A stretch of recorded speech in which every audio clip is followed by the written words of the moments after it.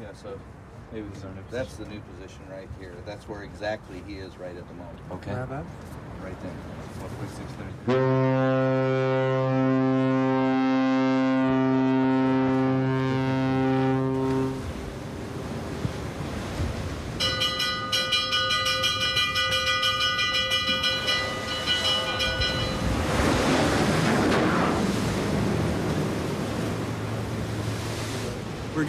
Nous avons averti l'Oriental Bluebird qu'il violait le sanctuaire international des baleines.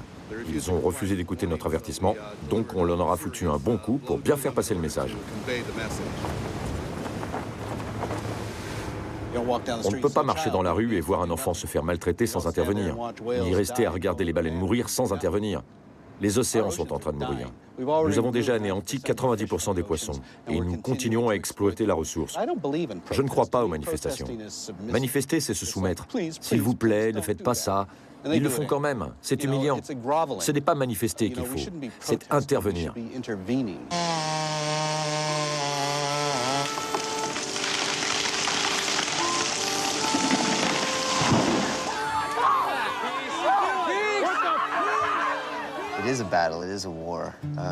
C'est une lutte, c'est une guerre. Ce que les gouvernements et les grands industriels font est extrêmement destructeur. Pour moi, il est impensable de ne pas considérer ça comme une guerre. C'est quelque chose que nous devons combattre. J'aime pas mettre le feu. J'aime pas rôder la nuit en portant une cagoule, en rampant sous les voitures. J'aime pas ça. J'aime pas risquer ma vie perchée dans un arbre à 60 mètres du sol.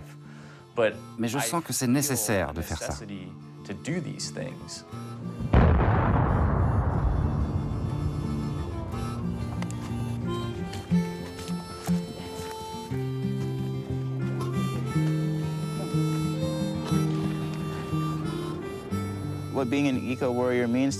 Pour moi, être un éco-guerrier, c'est faire tout ce qu'on peut pour défendre la Terre.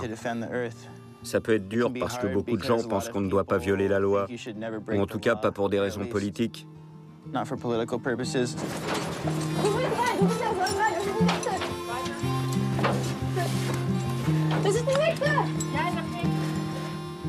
y a des choses qui me plaisent pas dans la société, j'ai envie d'y changer quelque chose, je vais pas attendre que d'autres le changent pour moi, parce que sinon il n'y aura jamais rien qui va changer. Et puis si on est beaucoup, on atteint une certaine masse critique, si on est beaucoup à réagir comme ça, on peut changer le monde.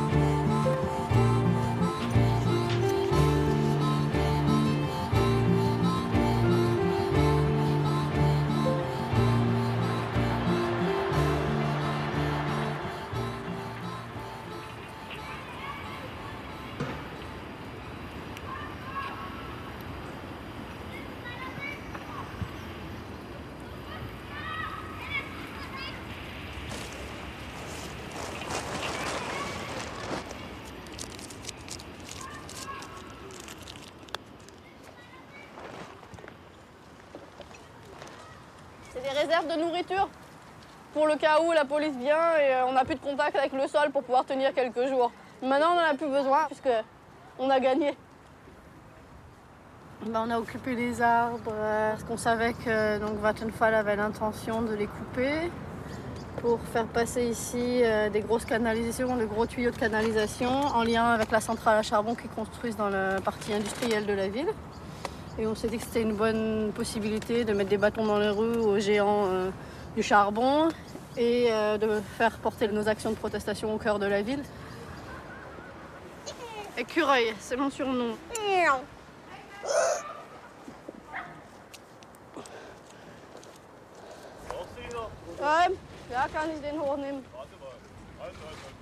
C'est la première fois que je descends une plateforme. Parce que souvent, c'est la police qui se charge de tout défaire, vu qu'elle nous vire des arbres. Il a fallu attendre 3 mois pour que la justice elle dise non, faut stopper les travaux maintenant parce qu'il y a des anomalies dans le processus d'autorisation de construction. L'anomalie, c'est qu'en fait, on n'a pas demandé son avis à la population. On n'a pas fait d'enquête publique. Moi, j'ai pas besoin d'un bout de papier qui me dit dans 3 ans, bah oui, c'était pas légal ce qu'ils ont fait, ouais, mais le problème, c'est qu'ils l'ont fait. Ça m'intéresse pas. Moi, ce qui m'intéresse, c'est de les empêcher de passer à l'acte.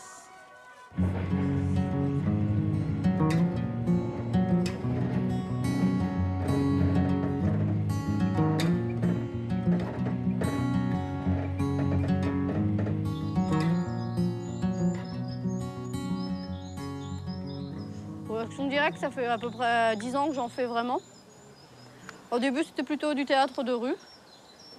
Puis les actions anti-consommation, anti-publicité, contre les affiches de pub. Et puis,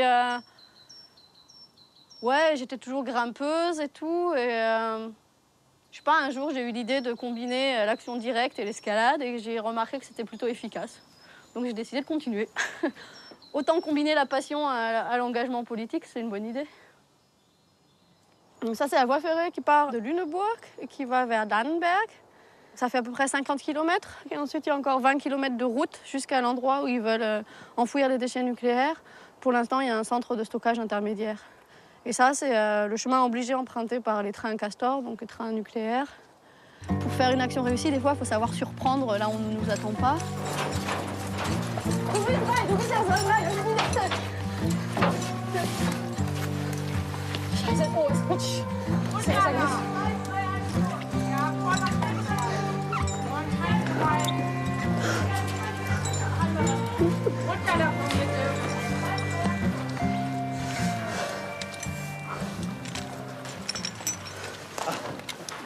Alors, pour le compte. 1, 2, 3, 4, 5, 6, 7, 8, 9, 10, 11, 12, 68, 69, 70, 71, 72, 73, 74, 75, 76, 77. J'ai 77 policiers, plus ceux qui sont là-bas. Ouh là là, il y en a plein là-bas encore sur le pont. Il y en a à peu près 25 par personne. C'est ce qu'il leur faut pour faire passer un train, quoi. Un train nucléaire. Sie wissen das wahrscheinlich schon, aber ich verhalte mich passiv und schneide nichts durch oder sonst was.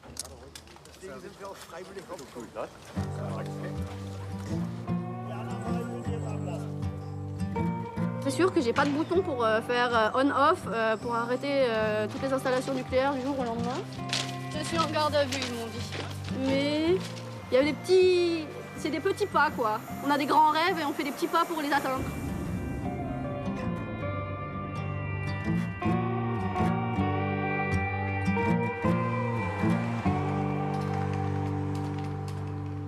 Cécile Lecomte hat zurzeit 16 Paten und Patinnen. Cécile Lecomte a en tout 16 parrains et marraines à ce jour. Des soutiens qui lui assurent 350 € par mois. Chacun à raison de 10, 20 ou 30 €. Das können 10 € sein, 20, 30 € im Monat. Cécile a un talent et des capacités que d'autres n'ont pas et elle les utilise. C'est donc la rencontre entre des gens qui peuvent donner de l'argent et qui approuvent ce qu'elle fait mais ne peuvent le faire eux-mêmes, et Cécile qui, grâce à cette aide financière, peut agir en toute tranquillité et indépendance.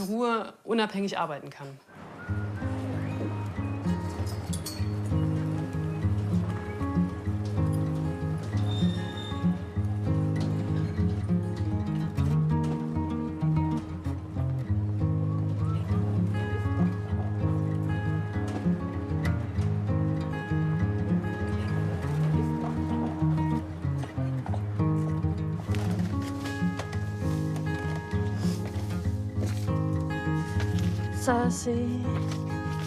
On ramène dans le dossier.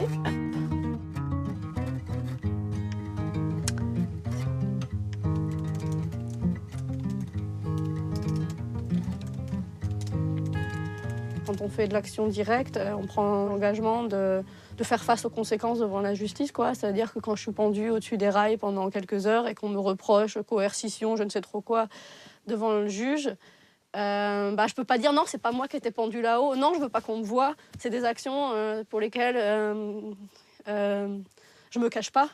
J'ai jamais été condamnée à peine de prison. J'étais condamnée à des amendes qui relèveraient en France du tribunal de police. En allemand, c'est des Ordnungswidrigkeiten. Ça veut dire que c'est pas inscrit au casier judiciaire. Là, c'est plus ou moins les affaires en cours, classées en fonction si c'est du droit pénal, civil. ça fait partie de l'action, c'est-à-dire qu'à chaque procès, bien sûr, il se passe d'autres actions, il se passe d'autres choses. Il y a des manifestations autour, on accroche des banderoles, on monte sur le toit du tribunal. J'ai fait assez souvent ça. Et puis ça fait à nouveau 2-3 pages dans le journal, par exemple. Et puis à nouveau, on parle, je sais pas moi, de l'export de déchets nucléaires vers l'étranger, des OGM qui sont pas bons, etc. À chaque fois, on reparle du sujet.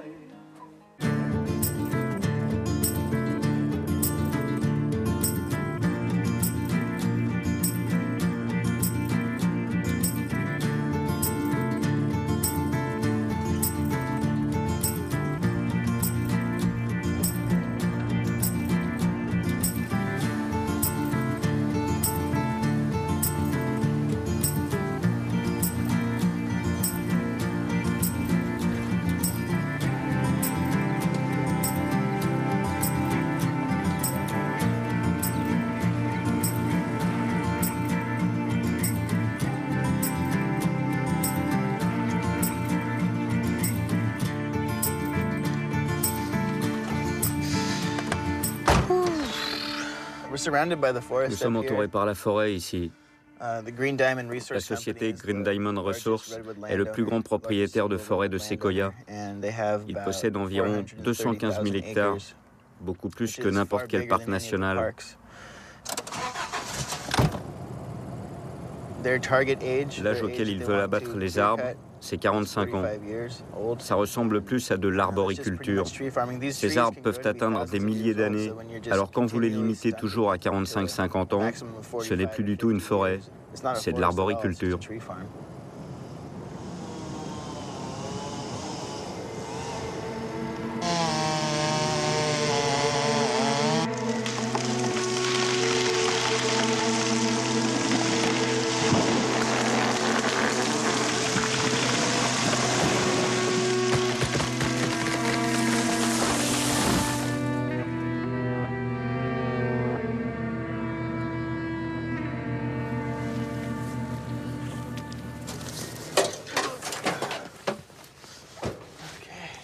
All right, see ya, thank you. All right. Ici, la forêt a été déboisée en grande partie il y a 5 ans. Voilà les terrains de Green Diamond, c'est ça. Il y a que des arbres tout petits, rabougris, des buissons. Je vais compter les anneaux pour savoir son âge. Il a à peu près 70 ans. Nous refusons de reconnaître leurs droits de propriété parce que tout ce qu'ils font, c'est de l'exploitation.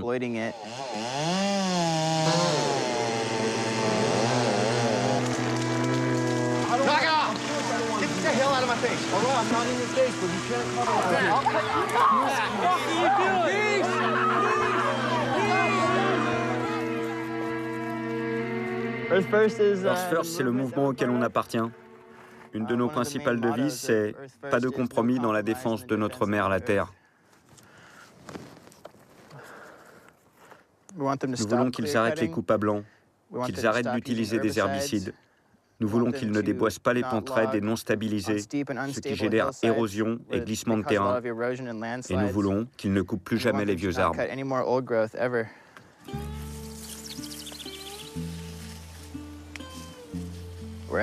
On est là pour protéger les écosystèmes nécessaires à notre survie et à celle de tout le monde sur cette terre.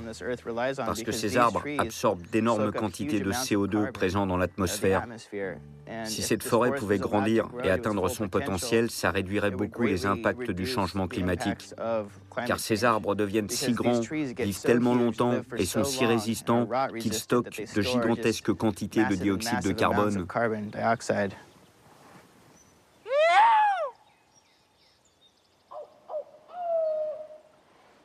We got all the supplies you asked for. I brought some hot sauce, some beans, some cheese.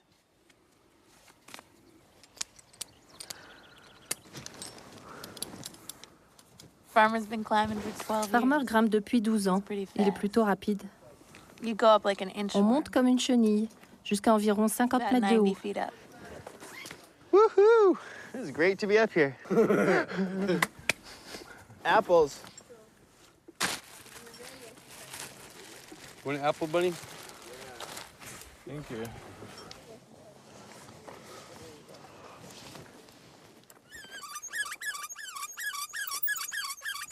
In one campaign in the 1990s, Il y a eu une campagne dans les années 90 où un type qui occupait un arbre, un tree-sitter, n'a pas pu recevoir de nourriture ni d'eau pendant 3 jours parce qu'il y avait des vigiles postés au pied de son arbre. Et les derniers jours, il a dû boire son urine. to make it for the last few days.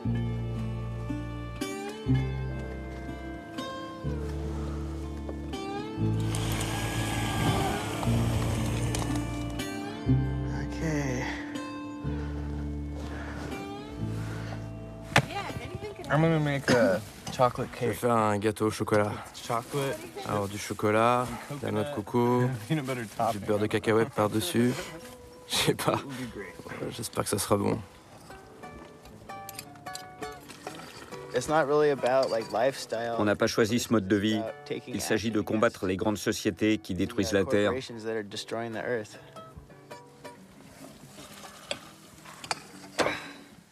We're breaking the law, but Nous violons la loi, mais eux, ils violent la vraie loi. The law of the heart and the Ils land. transgressent la loi du cœur, de la terre, de It's l'âme. like so much more heinous than C'est bien plus horrible que la violation de propriété, l'occupation des arbres, illegal camping. construction d'une Building a barricade. barricade.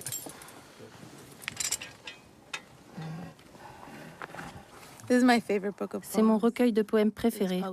Il date de 71. Hey man, let's make a revolution. Let's turn off the power. Turn on the stars at night. Put metal back in the earth. Or at least not take it out anymore. Make lots of guitars and flutes. Teach the chicks how to heal with herbs. Better we should all have homemade flutes and practice excruciatingly upon them 100 years till we learn to make our own music.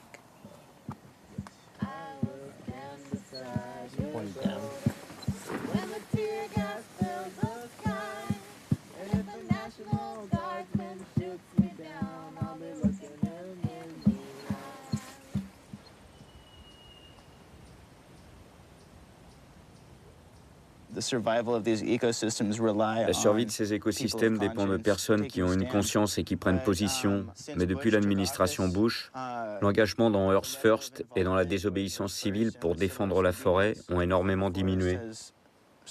On était des centaines, voire des milliers à aller dans le comté de Humboldt pour défendre les séquoias pendant la saison d'abattage.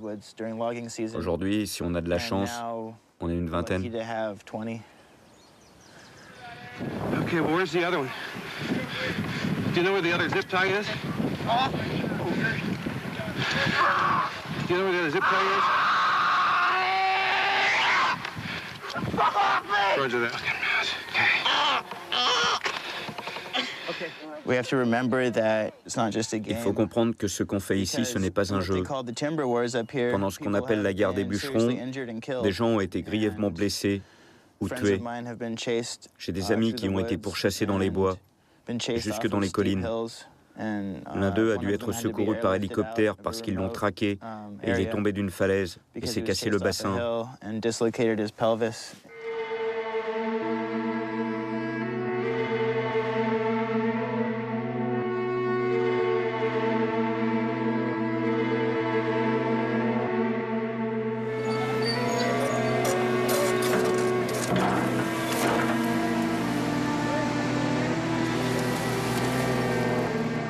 Are you going to release?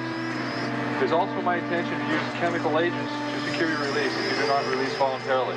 Yes or no, sir? Because I'm going to apply pepper spray. Do you understand that? You're spraying our eyes. Why are you doing this to us? C'est peu après mon engagement que la police de Humboldt a commencé à utiliser des gaz lacrymogènes sur des personnes sans défense qui s'attachaient les unes aux autres. Ils trempaient des cotons-tiges dans le produit et leur frottaient les yeux avec. Are you going to release? Okay.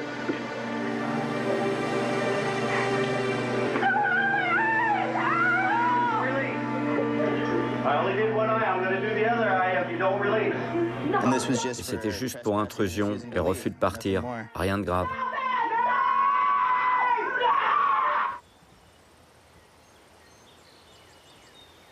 A notorious environmental activist admits his part in torching trucks in 2 eco-terror attacks. His sentence, 6.5 years in prison. Sitting for 11 days on a ledge at Portland's federal building in 2000, Trey Arrow, who was born Michael Scarpitti, talked a lot about saving forests, but he wouldn't admit he was among the arsonists who the following year torched Ray Chopard logging trucks near Estacada and trucks at Portland's Ross Island Sand and Gravel. Now he has.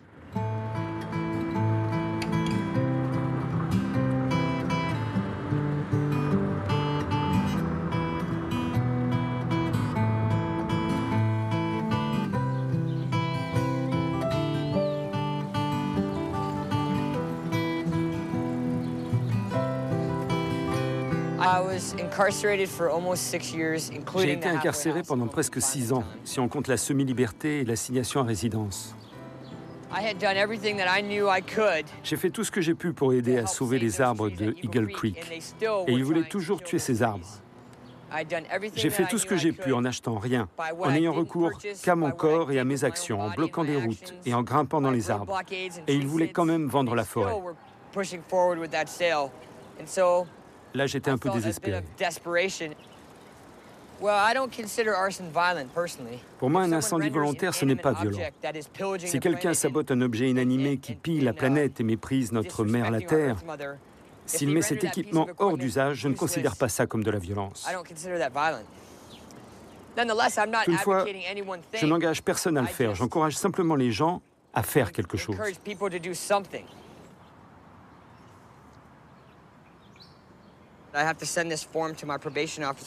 Je dois envoyer ce formulaire à mon agent de probation chaque mois pour qu'il sache ce que j'ai fait pendant le mois et que je ne crée pas de problème. Ça a commencé en décembre, donc c'est parti pour durer pendant encore 2 ans et demi. J'ai été ciblé par le FBI et le gouvernement américain à cause de mes idées politiques. Pour ça, le gouvernement m'a déclaré terroriste.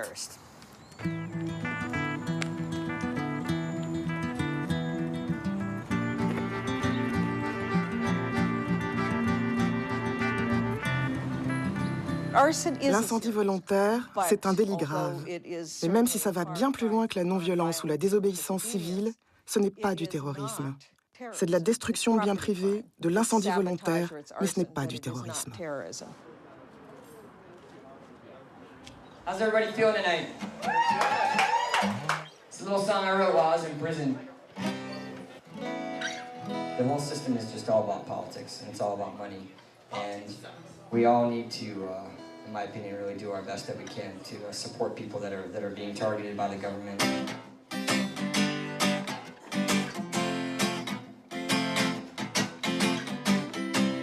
Time is now for the people to rise up. Time is now for the people to rise up. Show them how they can no longer divide us.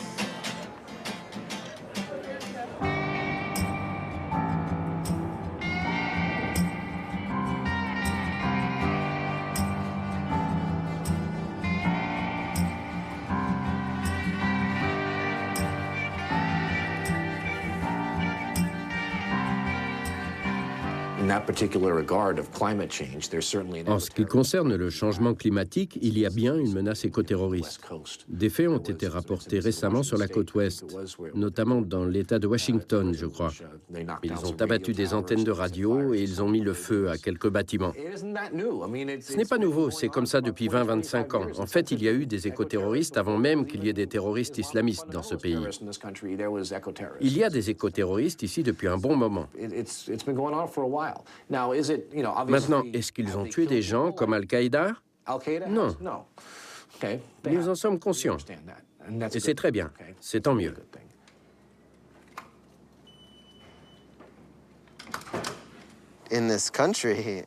Dans ce pays, avec le Patriot Act, c'est vraiment la merde. Des gens qui font des actions militantes non violentes peuvent être considérés comme des terroristes. Je ne veux pas être sur la liste de surveillance antiterroriste juste pour avoir exprimé mes idées. C'est une lutte, c'est une guerre. Ce que les gouvernements et les grands industriels font est extrêmement destructeur. C'est une guerre, bordel. Ils vont protéger leurs intérêts, leur pouvoir et leur argent à tout prix. Il faut qu'on agisse. Il suffit de trouver des moyens pour ne pas se faire prendre.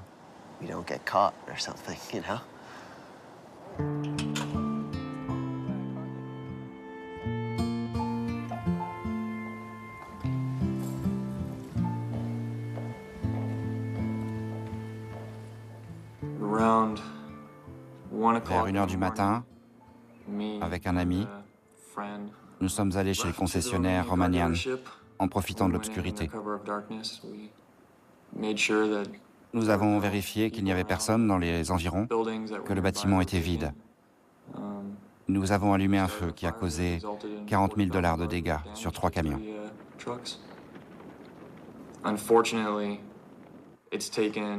C'est terrible.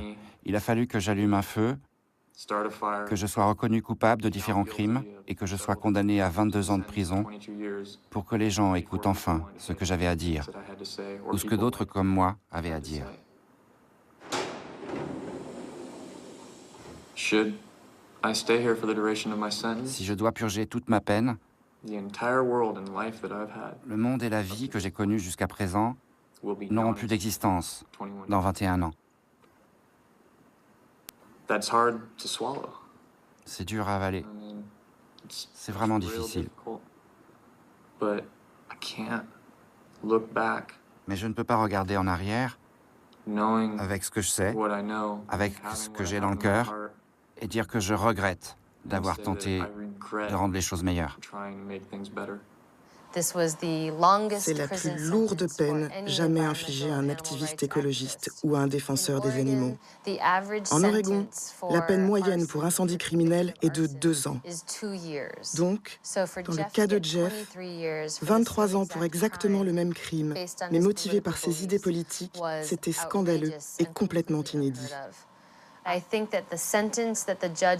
pense que la condamnation que le juge a infligée était faite pour dissuader tout autre activiste qui aurait pensé recourir à cette forme de sabotage économique.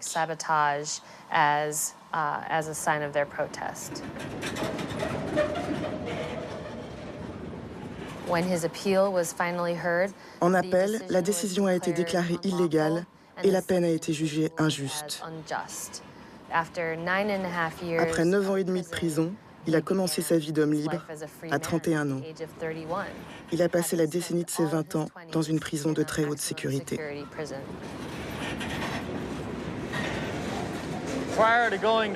Avant la prison, quand je voyageais, je sautais dans un train en marche dès que je pouvais, à 1 kilomètre d'ici. On grimpait après Eugene, on se cachait dans les buissons et on attendait un train un peu plus lent que celui-ci. Avec mes potes, on emportait nos affaires. Moi, je prenais mon chien sous le bras et on sautait dans le train pour San Francisco, là où les défenseurs des arbres de Fall Creek se retrouvent en vacances.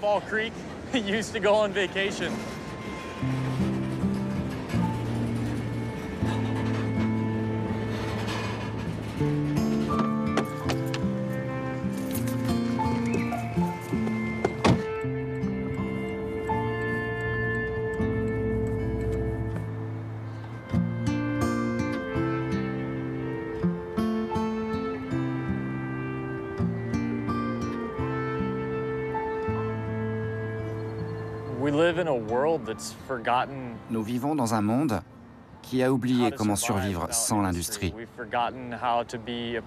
Nous avons oublié comment faire partie de la nature parce que nous avons perdu une partie de nous-mêmes. Nous vivons dans un système politique et économique qui est mathématiquement impossible.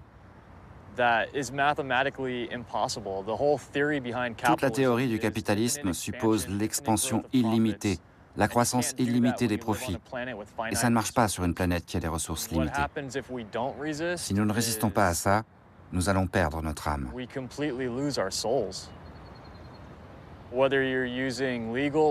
Qu'on utilise des moyens légaux ou illégaux pour résister à la prédominance du marché ou à la répression du gouvernement, pour arrêter le changement climatique, c'est justifiable.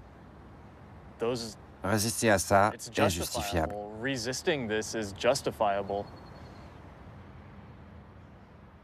When 9/11 happened, Après le 11 septembre, le gouvernement de Bush n'avait attrapé aucun terroriste. Ben Laden était caché. Ils n'avaient ramené personne devant les tribunaux qui leur auraient permis de dire « nous tenons des terroristes ». Donc, au lendemain du 11 septembre, même si toutes ces actions avaient eu lieu bien avant, nous avons soudain entendu le battement sourd du mantra antiterroriste. Comme le FBI n'arrivait pas à trouver de vrais terroristes, ils ont décidé de s'attaquer à des jeunes accusés de sabotage et ils les ont classés terroristes.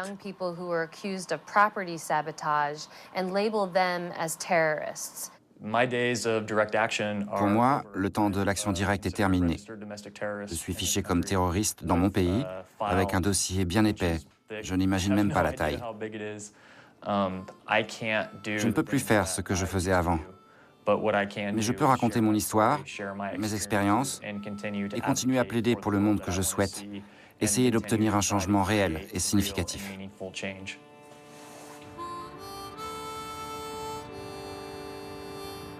Today we're announcing the addition of Daniel Andreas Sandiego to the FBI's most wanted terrorist list. Sandiego is wanted for his alleged involvement in the bombing of 2 biotechnology facilities in the San Francisco Bay Area. Sandiego's criminal acts of violence were domestic acts of terror, planned out and possibly intended to take lives, destroy property, and create economic hardship for the companies involved. The FBI is announcing today a reward of up to $250,000 for information leading to the location and arrest of Daniel Andreas Sandiego. Animal rights and environmental extremists remain a significant threat based on the economic damage and widespread nature of this threat.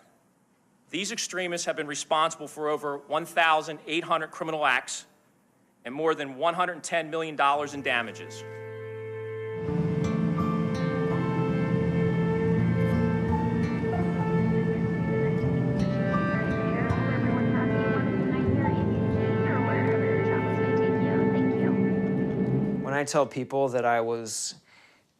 Quand je raconte que j'ai été en prison pour avoir refusé de témoigner devant un grand jury, c'était même pas un tribunal d'ailleurs, personne ne me croit. On me dit mais non, ils peuvent pas faire ça, c'est inconstitutionnel. Ou bien on me dit c'est pas permis aux États-Unis, ce pays est libre. On me répond toujours ça.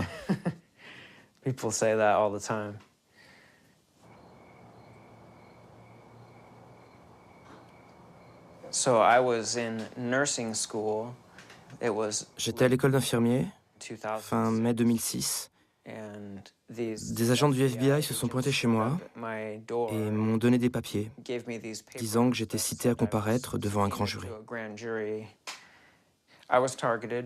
J'ai été désigné parce que j'avais des antécédents dans l'activisme écologiste, mais surtout parce que j'avais des liens avec des personnes qui pouvaient être impliquées dans des crimes. People who they thought may have been involved with crimes. I knew that a grand jury was. Je savais qu'un grand jury, c'était une sorte d'audience. On écouterait ce que le FBI me demanderait, toutes les questions qu'il voudrait. Il n'y aurait pas de juge et j'aurais pas le droit d'avoir un avocat. J'étais à peu près sûr qu'ils allaient me poser des questions sur ces activistes. Ce que je savais sur eux, si je connaissais d'autres personnes liées à eux, ce genre de choses. Je pense qu'ils enquêtaient sur l'opération Backfire. Tout ce que je sais, c'est qu'ils m'ont montré la photo d'une personne et ont demandé « Vous connaissez cet homme ?» À partir de ce moment-là, j'ai répondu « Comptez pas sur moi pour coopérer. » Alors, ils m'ont envoyé en prison et ils m'ont gardé pendant 6 mois. sans que je sois reconnu coupable d'aucun délit.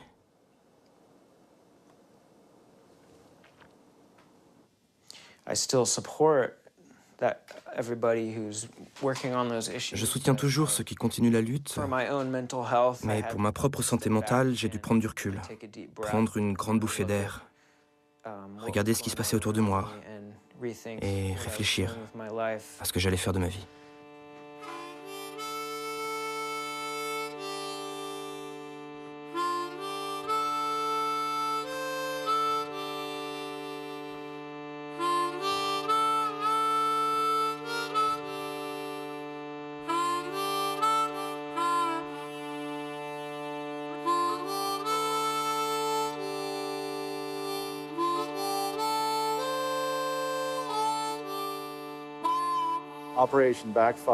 Le but de l'opération Backfire était, via la mise en application de la loi grâce à des membres du Congrès qui travaillaient avec les grands groupes industriels, non seulement d'arrêter les individus qui commettaient ces actions, mais également de s'assurer que l'opinion publique ne soutenait pas ces organisations et s'assurer que l'ensemble de ces mouvements soit complètement démantelé, complètement détruit, pour qu'il n'y ait plus aucune trace de résistance, plus aucune menace pour l'économie américaine, aucune menace pour le marché.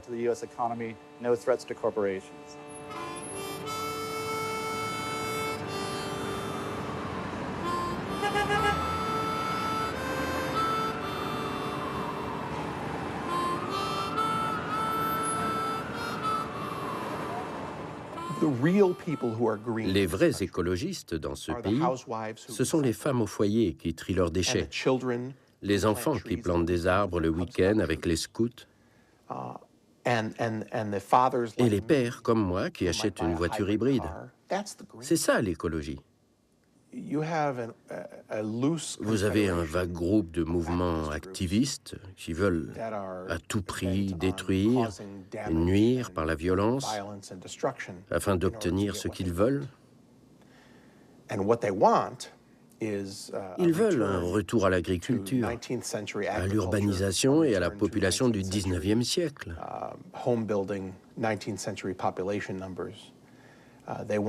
Ils veulent que la société redevienne comme avant. C'est une vision très restrictive du monde. Notre mission est de parler au public, de parler aux Américains et de les mettre en garde contre les menaces des activistes et du gouvernement, et aussi les menaces sur leur nourriture et les choix qu'ils font. Et qui vous finance ? Nous sommes financés par les dons de beaucoup de gens ordinaires et également de quelques entreprises qui aiment ce que nous faisons et veulent que nous continuions. Comme qui ? Nous ne donnons pas leur nom. Jamais ? Jamais.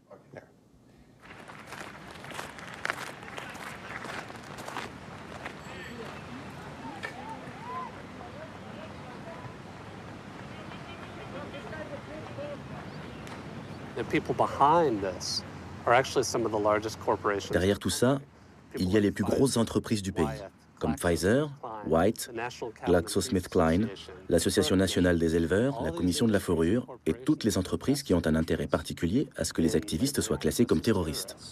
De plus, ce sont toutes des entreprises qui ont énormément d'influence sur le Congrès. Ils ont largement financé les campagnes électorales et ont contribué à l'élection de nombreuses personnes à qui ils ont réclamé que les activistes soient classés comme terroristes. Lady and gentlemen, please stand and raise your right hands. Do each of you solemnly swear that the testimony you're about to give this subcommittee shall be the truth, the whole truth, nothing but the truth, so help you God? And eco-terrorists seem to want to destroy civilization as we know it in order to save the planet, close quote. H.R. 4239 would expand the reach of the Animal Enterprise Terrorism Statute to specifically include the use of force, violence, or threats against entities that do business with animal enterprise organizations. We need this legislation to enable the police to become proactive in the way they conduct their investigations. These people are organized along terrorist cells, independently operating and using the internet and emails clandestinely on websites that do not operate within the United States or the United Kingdom. Mr. Potter. Property crimes are already punishable as so-called animal enterprise terrorism. This bill, though, risks further expanding that sweeping category to include protests, boycotts, undercover investigations, whistleblowing, and nonviolent civil disobedience. This legislation will add to this climate of fear and distrust, and it will force Americans to ask themselves, is it worth it? Is standing up for my beliefs really worth the risk of being labeled a terrorist? I urge you to reject this bill and ensure that unlimited anti-terrorism resources are used to protect national security and human life, not profits. We thank you for your cooperation and attendance, and without objection, the subcommittee stands adjourned.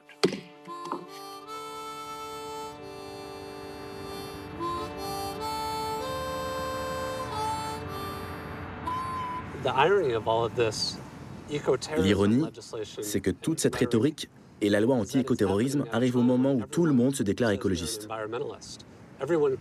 Tout le monde s'inquiète pour l'environnement. Tout le monde devient écolo. Le soutien public envers les problèmes environnementaux est plus fort que jamais. Et les industriels et les politiques le comprennent très bien. Il y a un rapport du département de la sécurité du territoire qui parle de la menace de l'écoterrorisme et qui soulève le fait qu'il y a un danger dans la prise de conscience grandissante des problèmes environnementaux. Ils ont peur que les citoyens ordinaires se radicalisent et non seulement adhèrent à des idées plus radicales, mais aussi passent à l'acte pour défendre ces idées.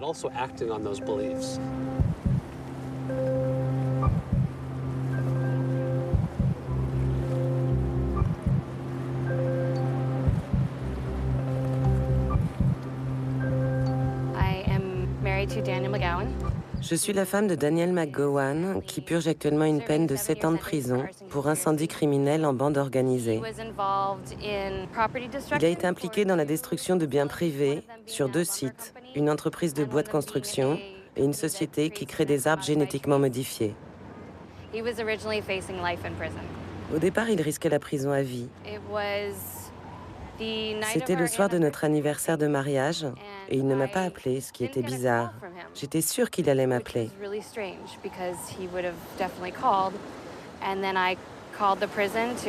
Quand j'ai téléphoné à la prison pour savoir ce qui se passait, ils ne m'ont bien sûr rien dit.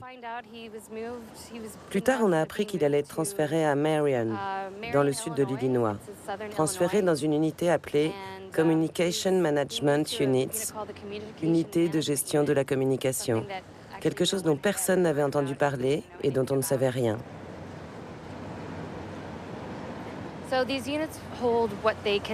Dans ces unités, on place des personnes qui ne sont pas nécessairement inculpées pour terrorisme, mais qui ont un lien avec le terrorisme, ce qui est très vague et peut en fait vouloir dire tout et son contraire.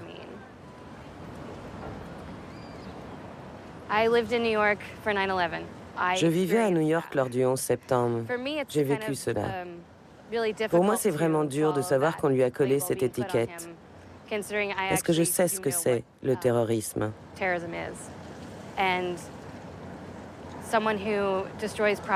Et quelqu'un qui détruit des biens privés avec l'intention de ne blesser absolument personne, pour moi, ce n'est pas un terroriste.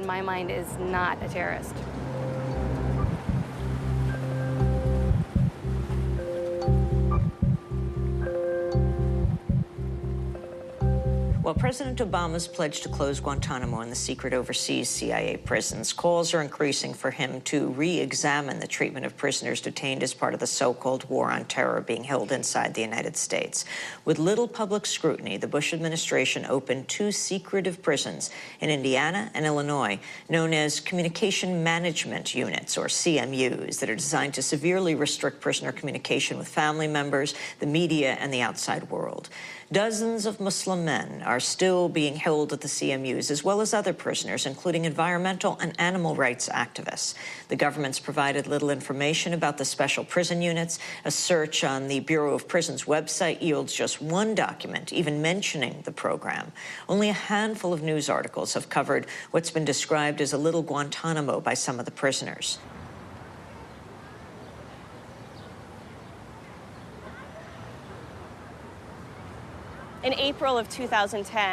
En avril 2010, nous avons déposé une plainte contre la direction des prisons, le procureur général Eric Holder, le directeur du bureau des prisons Harley Lapin et d'autres membres placés de ce bureau.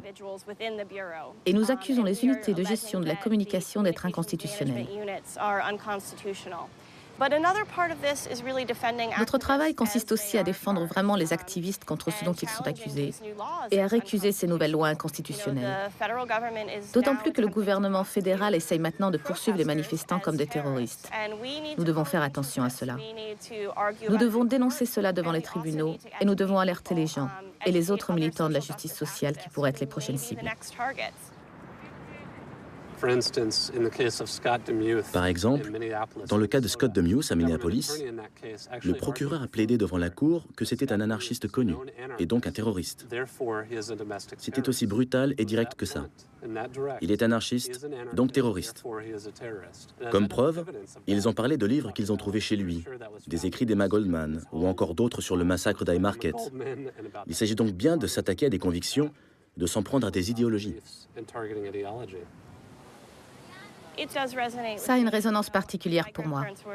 Je suis la petite fille de Julius et Ethel Rosenberg, exécutés dans les années 50 pour conspiration en vue d'espionnage. Ça, c'était l'accusation. Mais en réalité, le procès portait sur le fait qu'ils auraient censément divulgué le secret de la bombe atomique à l'URSS. Et il y avait une énorme indignation et un soutien de la part d'activistes de tout le pays, et même au-delà. C'était international, un immense mouvement international qui les soutenait et réclamait la clémence. Mais beaucoup de gens auraient pu s'impliquer dans cette lutte et ne l'ont pas fait parce qu'ils avaient peur. Ce n'est pas difficile de comprendre pourquoi, étant donné le climat de l'époque. Vous voyez, c'est une leçon de l'histoire. On ne peut pas laisser ça se répéter.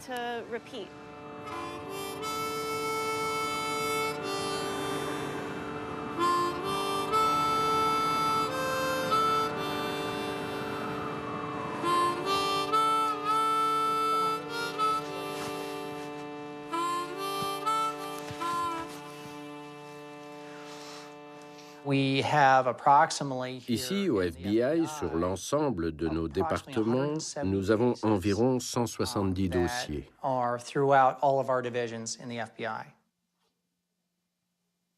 Des dossiers sur l'écoterrorisme? Oui, qui concernent précisément l'écoterrorisme.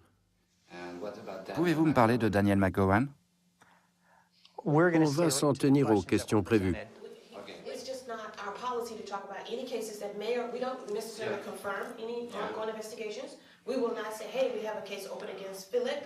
Ok, je vais revenir à une question générale. Et la menace est-elle spécifique aux États-Unis? Je pense que ça va probablement prendre une dimension internationale. Et il est très important qu'ici aux États-Unis, le FBI travaille en étroite relation avec nos partenaires internationaux pour que ce genre d'idées politiques et de crimes n'arrive pas chez eux. These types of ideologies and crimes do not occur at their home.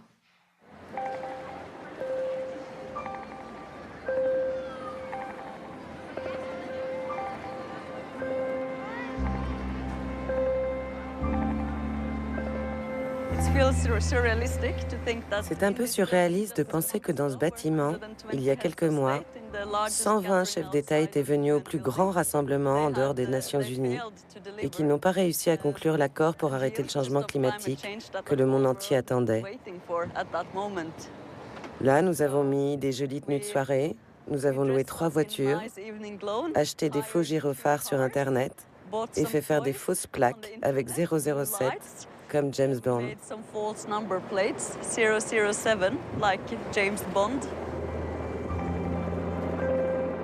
On the eve of the summit's final day, 2 activists with the group Greenpeace interrupted a state dinner for over 100 world leaders at the Danish Royal Palace. Dressed in formal evening wear, the couple unfurled banners reading "Politicians Talk, Leaders Act." The action came one day after 2 activists briefly interrupted the summit plenary, chanting slogans for climate justice.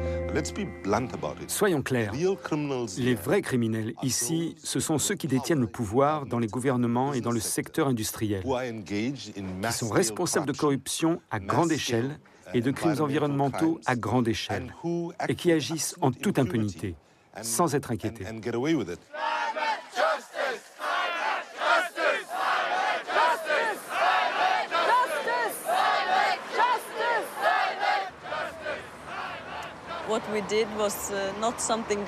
Ce qu'on a fait, ce n'était pas très différent de ce qu'on avait fait avant. Mais les 21 jours que nous avons passés dans cette prison sont la plus lourde peine préventive jamais infligée à des militants de Greenpeace en Europe.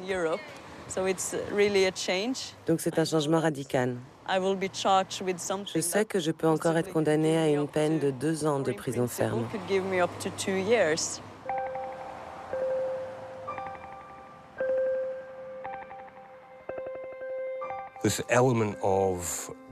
Il y a une volonté de réduire au silence les manifestations publiques, de réduire au silence l'action directe pacifiste non violente. C'est un phénomène qu'on observe dans le monde entier, comme au Royaume-Uni, où on voit des détentions préventives et des tentatives grossières d'infiltration de la police dans les mouvements écologistes.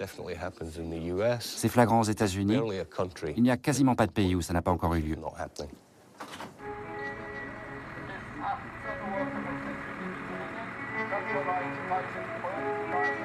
Cécile Lecomte est identifiée par la police comme une figure clé. Donc, avant les actions importantes, comme les transports Castor, elle est surveillée. En la plaçant en détention juste avant le dernier convoi, la police s'aventure en terrain glissant. A-t-on le droit de bloquer quelqu'un préventivement sur la base de suppositions? Nous pensons que la police est allée beaucoup trop loin. De telles arrestations ne sont pas couvertes par la loi. Avec ces lois préventives, on peut enfermer les gens sans qu'ils aient rien fait. C'est quand même vachement plus pratique que se faire 10 jours de procès où je pose 15 000 requêtes. Les lois, elles sont jolies, il y a marqué la liberté fondamentale de manifester, puis après on te rajoute des choses, mais que dans cette condition-là, cette condition-là. Et c'est comme ça qu'on fait. Et c'est comme ça qu'on restreint les droits fondamentaux. Et un jour, il n'y aura plus rien si on se bat pas.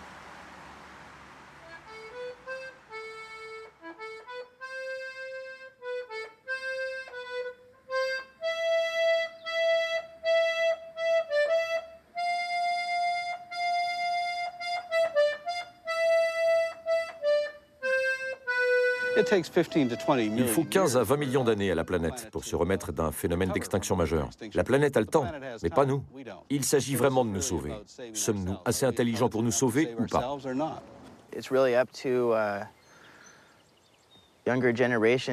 C'est vraiment à nous, les plus jeunes, de prendre position, parce qu'à la fin, c'est nous qui allons trinquer. Nous allons devoir assumer les conséquences des dégâts de ces derniers siècles, et on ne peut pas attendre que quelqu'un d'autre le fasse à notre place.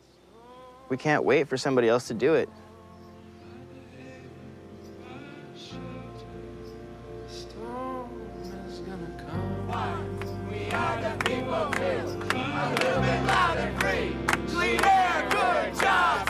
Justice won.